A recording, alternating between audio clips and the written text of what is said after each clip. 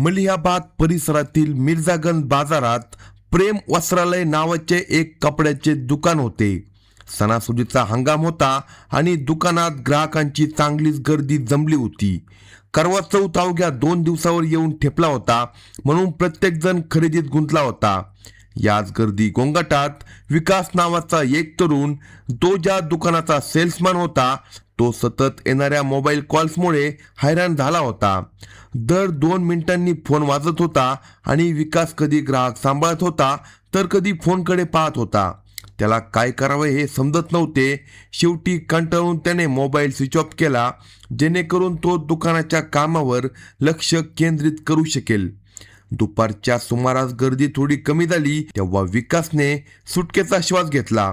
जेवणाची वेळ झाली होती, म्हणून तो आपला डबा घेऊन दुकानामागील एका छोट्या गोदामात गेला. तिथे बसून त्याने आधी डबा उघडला. मग त्याच्या मनात आले की मोबाईल ऑन करून पाहावा. जसा त्याने मोबाईल ऑन केला तसा त्याच्या स्क्रीनवर 22 मिस कॉल आणि 8 व्हॉट्सअप मेसेज एकाच वेळी दिसू लागले. हे सगळे कॉल आणि मेसेज गीता नावाच्या एका महिलेचे होते, जी नात्याने त्याची चुलती लागत होती. काही तासापूर्वी तीच त्याला सतत फोन करत होती. यावेळी कॉल न करता विकासने ठरवले की आधी मेसेजेस वाचून पाहू. जसे जसे तो मेसेज वाचत गेला तसे तसे त्याचा मूड अधिकच बिघडत गेला. मेसेजमध्ये तक्रारी होत्या आणि एक धमकी सुद्धा होती. त्या धमकीत असे लिहिले होते की मी दुकानात येत आहे, बघते कसे कपडे देत नाही. विकासने डोके खाजवले आणि रागात पुटपुटला, कुठून देऊ कपडे? दुकान मालकच मागील पगार मागत आहे. त्यानंतर त्याने स्वतःला सावरले, पटकन जेवण आटोपले आणि तो दुकानाच्या पुढील भागात परत आला. तो परतताच दुकानात पुन्हा ग्राहकांची गर्दी वाढली होती. त्याने वेळ न दवडता आपल्या सहकाऱ्यांसोबत कामाला हात घातला. तेवढ्यात त्याची नजर रस्त्याकडे गेली. त्याची चुलती गीता दुकानाकडेच येत होती. तिला पाहताच विकास क्षणभर घाबरला आणि मग एका कोपऱ्यात सरकला. गीता थेट दुकानात शिरली आणि मोठ्या आवाजात तक्रारीच्या सुरात बोलू लागली, फोन का उचलला नाही? किती वेळा कॉल केला मी? विकास गडबडत म्हणाला, दिसत नाही का किती काम आहे दुकानात? गीता मध्येच बोलली, म्हणजे फोन बंदच केला होता ना? आता सांग माझी साडी कुठे आहे? गीता नात्याने विकासची चुलती होती. 2 दिवसापूर्वी तिने करवा चौथसाठी साडी आणायला सांगितली होती, पण विकास मात्र तिला साडी आणून देत नव्हता. दुकानात विकास तिच्या प्रश्नांना योग्य उत्तर देऊ शकला नाही. गीता पुन्हा म्हणाली, आता काय बघत बसलाय? साडी दे, फॉल लावायचा आहे, ब्लाऊज शिवायचा आहे. विकासने समजावण्याचा प्रयत्न केला. गीता आता तू घरी जा, संध्याकाळी साडी घेऊन येतो, पूजेचे सामानही घेऊन येईल. गीता चिडून म्हणाली, हेच तर तू मागच्या आठवड्यापासून सांगत आहे. आजवर काहीच आणलं नाही, म्हणून मला स्वतः दुकानात यावं लागलं. विकास पुन्हा म्हणाला, प्लीज आता तू निघ, खूप काम आहे. जाताना गीता म्हणाली, ठीक आहे निघते, पण संध्याकाळी साडी, पूजेचं सामान आणि थोडे पैसे नक्की घेऊन ये. विकासने सुटकेचा श्वास घेतला आणि तो पुन्हा कामात गुंतला. दुसरीकडे गीता दुकानातून बाहेर पडून हळूहळू निराशेने चालू लागली. ती मनातच विचार करत होती, कधी काळी विकास माझ्या प्रत्येक बोलण्यावर धावून यायचा, आज त्याच्याकडे माझ्यासाठी वेळच नाही. गीता आपल्या मनात विचार करतच होती, ज्यावेळी माझा नवरा माझ्या सोबत नाही त्यावेळी मी दुसऱ्याकडून काय अपेक्षा ठेवत आहे, ती स्वतःलाच दोष देत होती.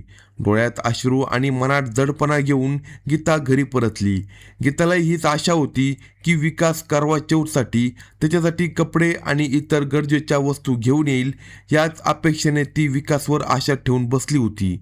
पण दुसरीकडे विकास दुकानात बसून गप्पच आपल्या बोटांवर हिशोब मांडत होता. तो आधीच घेतलेल्या उधारीबद्दल विचार करून त्रस्त झाला होता. त्याला हे समजत नव्हते की दुकान मालकाकडे पुन्हा साडी आणि थोडे पैसे उधार कसे मागावे. आधी घेतलेले कर्ज फेडायलाच महिने जाणार होते. आता पुन्हा उधार घेण्याची हिंमत त्याच्यामध्ये उरली नव्हती. करवा चौथच्या दिवशी गीता मन मारून तीच जुनी नेहमी घालायची साडी नेसली. त्या साडीत तिने तांदूळ, बत्ताशे आणि पाण्याने चंद्राला नमस्कार केला. इतर लहानसहान विधीही तिने पूर्ण केले. चाळणीमधून नवऱ्याचा फोटो पाहिला, चंद्राला नमस्कार केला आणि व्रत सोडल्यानंतर जवळ बसलेल्या आपल्या 6 वर्षाची मुलगी दीपिकाला प्रसाद दिला. रात्र खूप पुढे सरकली होती. सगळीकडे गंभीर शांतता पसरली होती. गीता भुकेली आणि ताणलेली होती. तिला झोप येईना. तेवढ्यात तिला दारावर कुणीतरी येत असल्याचा हलकासा आवाज ऐकू आला. ती ताबडतोब बाहेर आली आणि पाहते तर विकास दारासमोर उभा होता. तो हसत होता, पण त्याच्या हातात काहीच नव्हते. हे पाहताच चुलती गीताला राग आला. ती मोठ्या आवाजात म्हणाली, आता काय घ्यायला आलास? आणि तोही अर्ध्या रात्री? निघ इथून लगेच. आजपासून माझ्या घरात पाय ठेवायची सुद्धा गरज नाही. आता मला तुझी कुठलीही गरज नाही. विकास हळू आवाजात म्हणाला, गीता माझी मजबुरी समजून घे. पण तो बोलायच्या आधीच गीता अधिकच चिडली आणि त्याला भयानक शिवीगाळ करू लागली. जेव्हा तुला हवं असतं तेव्हा माझ्या समोर येतो, पण मला तुझी गरज असते तेव्हा मात्र तू गायब होतो. गीता थांबत नव्हती. ती त्याला शिव्या देत होती आणि विकास सगळं ऐकून घेत गप्प बसला होता. त्याची परिस्थिती खूप विचित्र झाली होती. तो काही बोलू इच्छित होता, पण गीता त्याला एकही संधी देत नव्हती. ती जणू भुकेली सीन आपल्या शिकाऱ्यावर गरजत आहे असा तिचा आविर्भाव होता. शेवटी गीता अचानक वळली आणि रागाच्या भरात दारातून बंद करून घेतले. विकास काही क्षण तिथे उभा राहिला, मग गप्प बसून परत निघून गेला.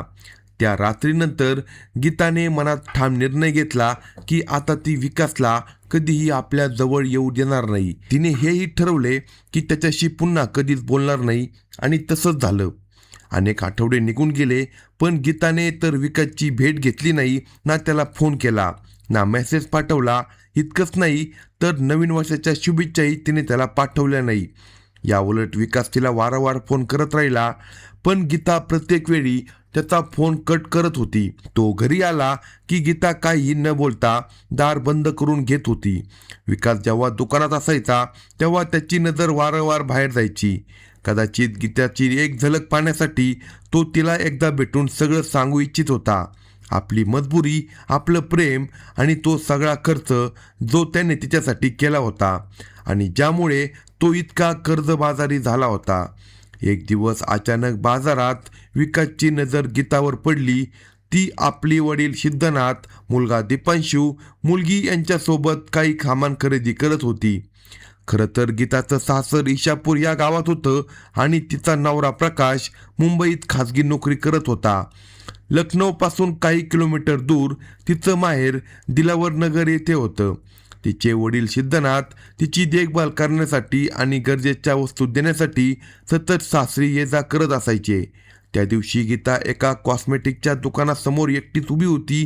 तेवढ्यात विकास दुकानातून लगेच बाहेर आला आणि गप्पच तिच्यासमोर उभा राहिला.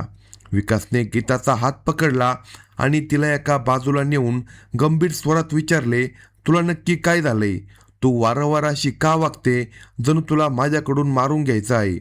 तो एकाच श्वासात न थांबता गीताला खरडून सुनावत गेला.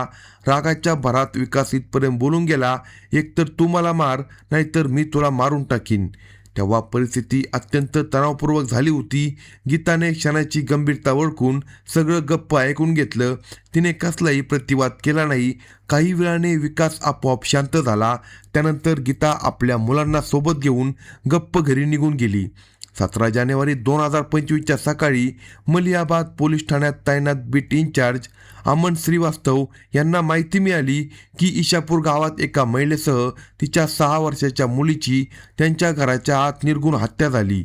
अमन श्रीवास्तव यांनी तात्काळ ही माहिती आपले पोलीस अधिकारी SO सतीशचंद्र साहू यांना दिली. पोलीस अधिकारी साहू यांनी क्षणाचाही विलंब न करता अमन यांना टीमसह घटनास्थळी जाण्याचे आदेश दिले.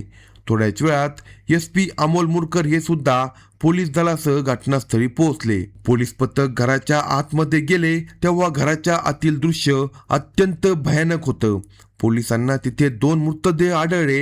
एक महिला जिचे वय सुमारे 28 वर्षे होते, तिचे नाव गीता होते, आणि दुसरा मृतदेह तिच्या 6 वर्षाच्या मुलीचा दीपिकाचा होता. दोघांनाही अत्यंत निर्दयपणे धारदार हत्याराने हत्या केली होती. प्राथमिक तपासात पोलिसांना अंदाज आला की ही हत्या रात्री 2 ते 3 वाजण्याच्या सुमारास झाली असावी. पोलिसांनी दोन्ही मृतदेहांचे पंचनामे केले आणि मृतदेह पोस्टमॉर्टमसाठी पाठवले. त्यानंतर गीताचा माहेर आणि सासर या दोन्ही ठिकाणांना केंद्र मानून तपास सुरू करण्यात आला. दुपारी सुमारे 12 वाजता डॉग स्क्वॉड सुद्धा इशापूर पोलीस ठाण्यात पोहोचले. कुत्रा घरातून बाहेर पडून सुमारे 20 मीटर दूर लखनौ रेल्वे लाईनपर्यंत गेला आणि तिथे तो थांबला आणि मग मागे परतला. यावरून पोलिसांना संशय आला की हल्लेखोर हा बहुधा रेल्वे ट्रॅकच्या कडेकडेने पायी पायी येऊन गेला असावा. तपासात हेही समोर आले की गीतेच्या घराच्या बाहेरच्या लोकांना फारसा वावर नव्हता. बहुतेक येणारे जाणारे हे माहेरचे किंवा सासरचेच लोक असायचे. म्हणून पोलिसांनी अंदाज बांधला की या हत्याकांडात कुणीतरी ओळखीचाच व्यक्ती सामील असावा. गीतेचे वडील सिद्धनाथ कजोनिया, जे लखनौच्या रहिमाबाद पोलीस ठाण्याच्या हद्दीत दिलावर नगर येथे राहत होते, त्यांना या घटनेची माहिती देण्यात आली. त्यांच्या तक्रारीच्या आधारे पोलीस ठाण्यात खुनाचा गुन्हा दाखल करण्यात आला. पोलीस पथकाने सलग मेहनत केली आणि घटनेच्या फक्त 12 तासाच्या आत तपासात मोठे यश मिळवले. गीताच्या मोबाईलच्या कॉल डिटेल तपासल्यावर हे समोर आले की गेल्या 1 वर्षात विकास नावाच्या व्यक्तीने तिला सुमारे 1100 वेळा फोन केला. इतकेच नाही तर कॉलची वेळ आणि गीतासोबत झालेले पूर्वीचे वाद हे सर्व एकत्र पाहता पोलिसांचा संशय आणखीनच गडद झाला. पुढच्या दिवशी म्हणजे 17 जानेवारी 2025 रोजी पोलिसांनी इशापूर गावात राहणाऱ्या राजेश या व्यक्तीच्या मुलाला म्हणजे विकासला मलियाबाद हायवेच्या कडेला अटक केली. विकासला पोलीस ठाण्यात आणून कडक चौकशी करण्यात आली. फारसा वेळ लागला नाही आणि लवकरच विकासने हे मान्य केले की गीता आणि तिच्या मुलीची हत्या त्यानेच केली होती. त्यानंतर त्याने जी माहिती पोलिसांना सांगितली ती ऐकून पोलिसांच्या तळपायाची आग मस्तकात गेली. मित्रांनो, घटनेची सविस्तर माहिती आपण या व्हिडिओमध्ये पाहणार आहोत. जर तुम्ही चॅनलवर नवीन असाल तर कलम 302 या मराठी चॅनलला लगेच सबस्क्राईब करा. उत्तर प्रदेशची राजधानी लखनौ लगत 24 नंबर हायवेजवळ मलियाबाद पासून सुमारे 3 किलोमीटरवर एक छानसं गाव आहे. या गावाचं नाव इशापूर आहे. याच गावात प्रकाश यांचं कुटुंब राहत होतं. प्रकाशच्या वडिलांचं नाव खिलावन होतं आणि त्यांचं कुटुंब आर्थिकदृष्ट्या खूपच कमकुवत होतं. गावात राहून उदरनिर्वाह करणं हळूहळू अवघड होत चाललं होतं. याच कारणामुळे राम खिलावणचा धाकटा भाऊ रामविलास हा 2010 साली रोजगाराच्या शोधात मुंबईला गेला. मुंबईत जाऊन त्याने खूप मेहनत आणि कष्ट करून छोटं मोठं काम सुरू केलं आणि काही काळानंतर तिथे एक लहानसं लॉन्ड्रीचं दुकान उघडलं. नशिबाने त्याला साथ दिली आणि हळूहळू त्याचा व्यवसाय चालू लागला. काम स्थिर झाल्यावर त्याने गावातील आपल्या वृद्ध आईवडिलांना आणि भावाच्या कुटुंबाला मदत करण्यासाठी दर महिन्याला पैसे पाठवायला सुरुवात केली. रामविलासच्या सल्ल्यानुसार राम खिलावतने 2014 साली आपला मुलगा प्रकाश याचं लग्न लावून दिलं. प्रकाशचं लग्न दिलावर नगर येथील राहणाऱ्या सिद्धनाथ कजोनिया यांची मुलगी गीता हिच्यासोबत झालं. लग्नानंतर गीता आपल्या सासरी इशापूरला आली. सुरुवातीला प्रकाश आणि गीता यांचं वैवाहिक जीवन खूप आनंदी होतं. लग्नानंतर 1 वर्षाने गीताने एका मुलाला जन्म दिला, ज्याचं नाव दीपांशू असं ठेवण्यात आलं. लग्नानंतर घराचा संपूर्ण खर्च चालवण्याची जबाबदारी प्रकाशवर आली. तोही काहीतरी काम सुरू करू इच्छित होता, पण कुटुंबाला एकटं सोडून बाहेर जाणं त्याला योग्य वाटत नव्हतं.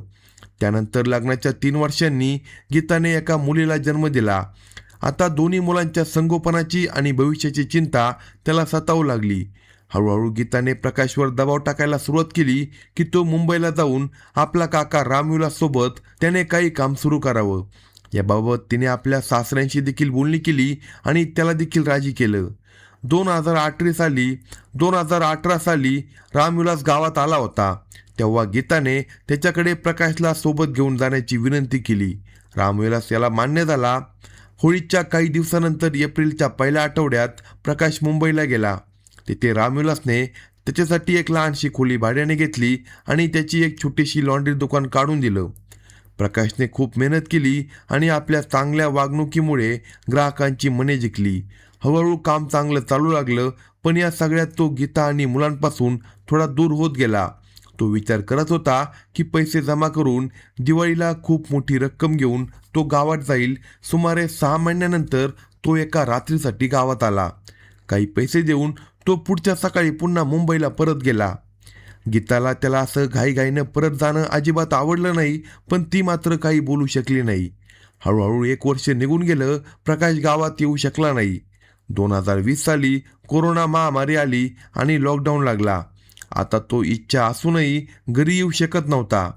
काही काळानंतर होळीच्या वेळी तो पुन्हा गावात येण्याचा विचार करत होता, पण पुन्हा एकदा लॉकडाऊन लागलं आणि तो यावेळेस देखील मुंबईतच अडकून राहिला.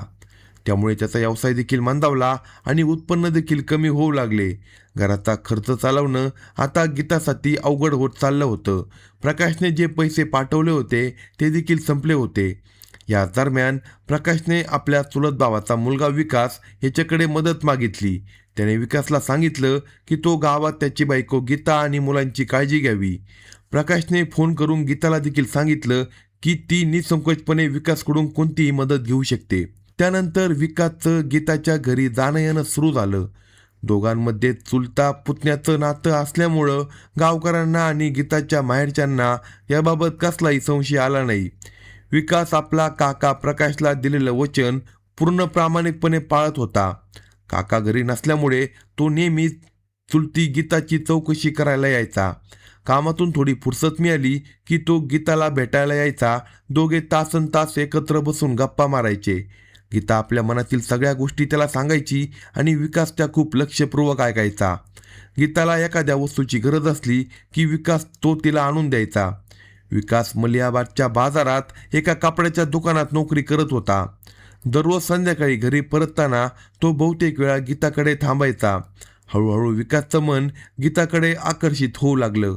उन्हाळ्याचे दिवस होते आणि रात्रीचे 9 वाजले होते. हळूहळू रात्र वाढत चालली होती. गीताची दोन्ही मुले अंगणात खाटेवर झोपली होती. घराच्या आत पूर्ण शांतता होती आणि तिथे फक्त विकास आणि गीता उपस्थित होते. विकास उठून निघायला लागला तेव्हा गीताने त्याला थांबवत म्हटलं, आज इथेच जेवण कर आणि इथेच थांब. गीताचं हे बोलणं ऐकून विकास क्षणभर थांबला. जणू काहीतरी विचार तो करत होता.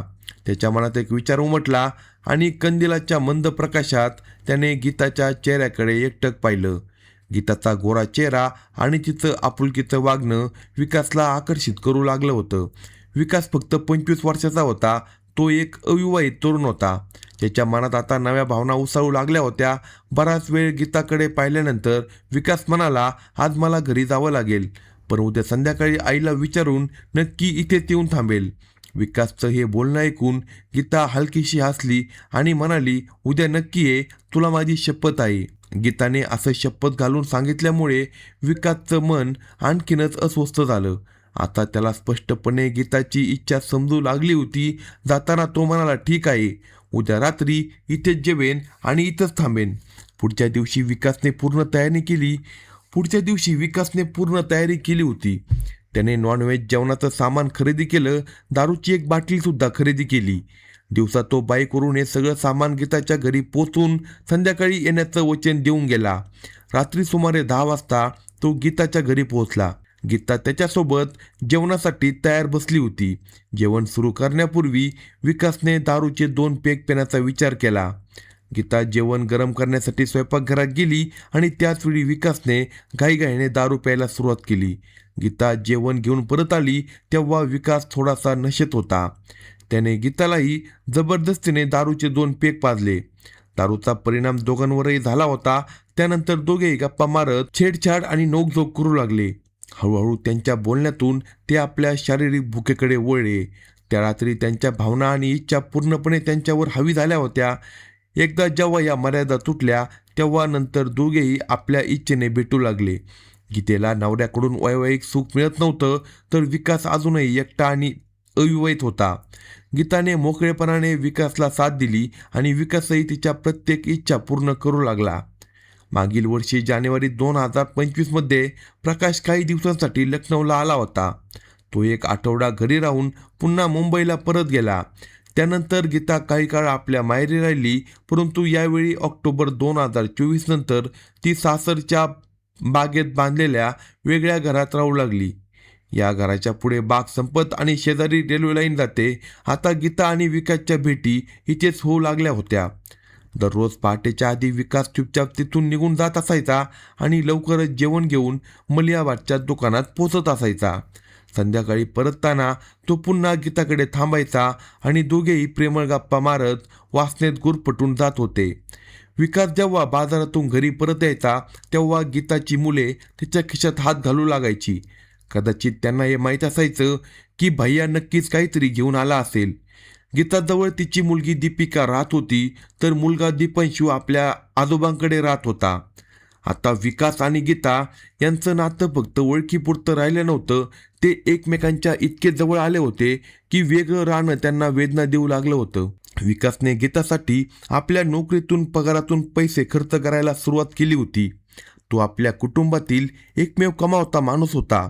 त्याच्या घरात 2 बहिणी देखील होत्या आणि संपूर्ण घर त्याच्याच कमाईवर अवलंबून होतं. हळूहळू घरच्यांना विकासच्या या बदललेल्या वागणुकीचा अंदाज यायला लागला. त्यांना संशय आला की गीतासोबत विकासचं नातं चुकीचं आहे. म्हणूनच कुटुंबाने एक योजना केली की विकासला लखनौवरून दूर कुठल्या तरी दुसऱ्या शहरात पाठवावं, जेणेकरून तो या चक्रातून बाहेर निघेल. गीतावर गरजेपेक्षा जास्त पैसे खर्च केल्यामुळे विकासवर मोठं कर्ज चढलं होतं. वडिलांच्या सल्ल्यानुसार 2023 साली त्याने सुमारे 3.5 लाख रुपये खर्च करून परदेशात कुवेतमध्ये नोकरी लावली होती. जेव्हा तो परदेशात गेला तेव्हा गीता एकटी राहिली, पण त्यांच्यातील भावना संपल्या नव्हत्या. कुवेतमध्ये राहून फक्त 2 महिने झाले की गीताने दररोज रात्री विकासला फोन करायला सुरुवात केली. ती त्याच्याकडे तक्रारी करायची, आपल्या एकटेपणाबद्दल सांगायची आणि वारंवार त्याला ईशापूरला परत येण्याची जिद्द करायची. शेवटी गीताच्या या जिद्दीपुढे नमतं घेऊन विकासने फक्त 2 महिन्यातच नोकरी सोडली आणि लखनौला परत आला. त्यामुळे त्याची परिस्थिती आणखीनच खराब झाली. आता तो सुमारे 4 लाखांच्या कर्जात अडकला होता. परत आल्यावर त्याने पूर्वीच्याच कपड्याच्या शोरूममध्ये पुन्हा काम करायला सुरू केलं. ऑक्टोबर 2024मध्ये करवा चौथ यायला फक्त 2 दिवस उरले होते. त्यावेळी विकास गीतेला भेटायला गेला. गीताने त्याच्या हातात खर्चाची एक मोठी यादी देऊन टाकली. तिने त्याला हेही सांगितले की यावेळी तिचे काका प्रकाश गावात येणार नाही, म्हणूनच पूजेचं सामान आणि साडी आणण्याची संपूर्ण जबाबदारी विकासवर आहे. तिने हेही म्हटलं की तिचे सगळे कपडे आणि दागिने माहेरी आहे. विकासने आपली कर्जात बुडालेली परिस्थिती गीताला सांगितली, पण गीता आपल्या जिद्दीवर ठाम राहिली. करवा चौथच्या दिवशी गीता विकासकडून पैसे घेण्यासाठी थेट त्याच्या दुकानात गेली, पण त्यावेळी विकासचं वागणं तिला आवडलं नाही. त्यामुळे गीता खूप नाराज झाली आणि तिने विकासपासून दूर राहण्याचा निर्णय घेतला. तिने त्याचे फोन उचलणे बंद केले. या दुराव्यामुळे विकास मानसिकदृष्ट्या खूप अस्वस्थ झाला. तो दिवस रात्र विचारात गढून राहू लागला. 15 जानेवारी 2025च्या रात्री विकासने गीतेला फोन करून भेटायची विनंती केली, पण गीताने त्याला ठाम नकार दिला. ती म्हणाली, मी तुझी बायको नाही की तुझं ओझं उचलेन. आता माझ्याकडे यायचं नाही, माझ्याकडून काही अपेक्षा ठेवू नको. हे ऐकून विकास पूर्णपणे कोसळला. राग आणि अपमानाने भरलेला त्याने गीताला धडा शिकवायचा निर्णय घेतला. रात्री सुमारे 1 वाजता विकास गीताच्या घरासमोर पोहोचला. 20 खांबावरून चढून तो घराच्या आवारात शिरला आणि थेट गीताच्या खोलीजवळ गेला. त्याने दरवाजा उघडायला सांगितले, पण गीताने आतूनच ठाम नकार दिला. तिने त्याला तिथून निघून जायला सांगितले. खूप वेळ दरवाजा उघडला गेला नाही, म्हणून विकास शांतपणे स्वयंपाकघरात गेला. तिथे तो भांडी फेकू लागला. त्यावेळी त्याला तिथे एक मोठा चाकू सापडला. तो चाकू त्याने लपवून ठेवला. भांडी पाडण्याचा आवाज ऐकून गीता बाहेर आली. ती विकासवर ओरडू लागली. आधीच रागाने भरलेला विकास म्हणाला, आज मी सगळं संपवतो. त्यानंतर त्याने जवळ पडलेल्या दांडक्याने गीताच्या डोक्यावर वार केला. तोपर्यंत गीता बेशुद्ध झाली नाही, तोपर्यंत तो तिला मारत राहिला. गीता जमिनीवर कोसळताच विकासने लपवलेला चाकू काढला आणि तिच्या मानेवर घातक वार केले. गीताच्या किंकाळ्या ऐकून तिची मुलगी दीपिका जागी झाली. तिने विकासला इतक्या रागात पाहिले आणि ती भीतीने रडू लागली. भीतीने ती पळण्याचा प्रयत्न करू लागली, पण विकासने तिलाही सोडलं नाही. त्याने तिला पकडलं आणि तिचीही निर्दयपणे हत्या केली. हत्या केल्यानंतर विकासने अंगणात ठेवलेल्या बादलीत आपले हातपाय धुतले. त्यानंतर तो ज्या मार्गाने आला त्याच मार्गाने तिथून निघून गेला. घटनेनंतर पोलिसांनी विकासला ताब्यात घेतले. चौकशीत त्याने संपूर्ण घटना स्वतः कबूल केली. पोलिसांनी त्याच्याकडून एक 2 व्हीलर, हत्या करण्यासाठी वापरलेला चाकू, काही दागिने आणि 760 रुपये रोख जप्त केले. विकासने पोलीस चौकशीत सांगितले की तो गीतावर मनापासून प्रेम करत होता, पण तेच प्रेम त्याच्या आयुष्यातील सर्वात मोठी चूक ठरली. चौकशी पूर्ण झाल्यानंतर पोलिसांनी विकासला न्यायालयात हजर केले. तिथून न्यायालयाने त्याला कारागृहात पाठवण्याचे आदेश दिले. अशाच नवनवीन क्राईम स्टोरी ऐकण्यासाठी कलम 302 या मराठी चॅनलला लगेच सबस्क्राईब करा आणि आपल्या प्रतिक्रिया कमेंट बॉक्समध्ये कळवा.